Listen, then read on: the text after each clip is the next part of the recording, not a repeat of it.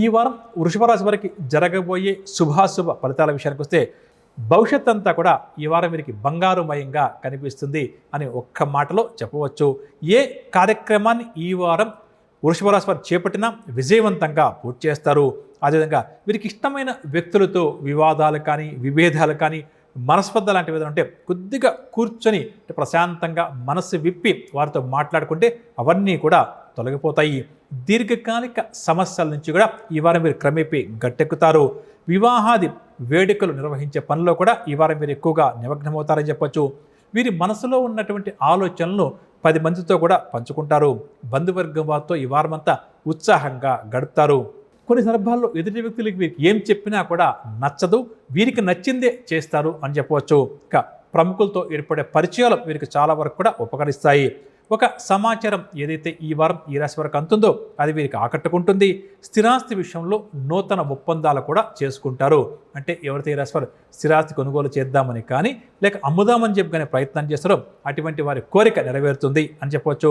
కాబట్టి మానవ ప్రయత్నం కూడా ఉండాలి. కాబట్టి కొద్దిగా ఈ రాశి వారు అయితే స్థిరాస్తి గురించి ఆలోచన చేస్తారో అటువైపు ప్రయత్నించడం మంచిది. ఇక అదేవిధంగా ఎవరైతే వాహనం స్థలాలు కొనాలి అనుకున్న వారి కోరిక కూడా కొలిక్క వస్తుంది. కానీ ఆరోగ్యం మాత్రం కొంత చికాకు పరుస్తుంది.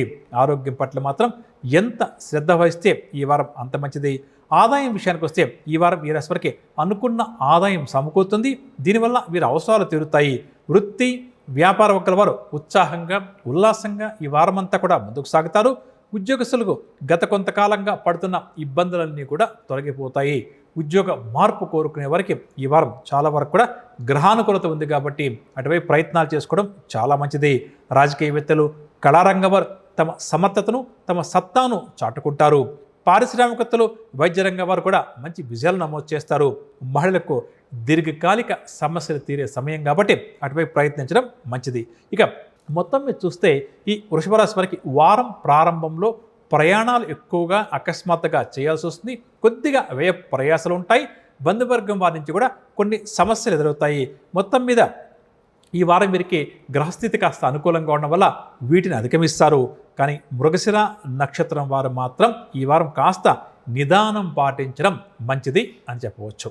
ఇక పరిహార విషయానికి వస్తే ప్రధానంగా ఈ వారం అంతా కూడా ఈ రాశులు దుర్గా అమ్మవారి యొక్క నామస్మరణ చేస్తూ ముందుకు సాగడం మంచిదని చెప్పవచ్చు.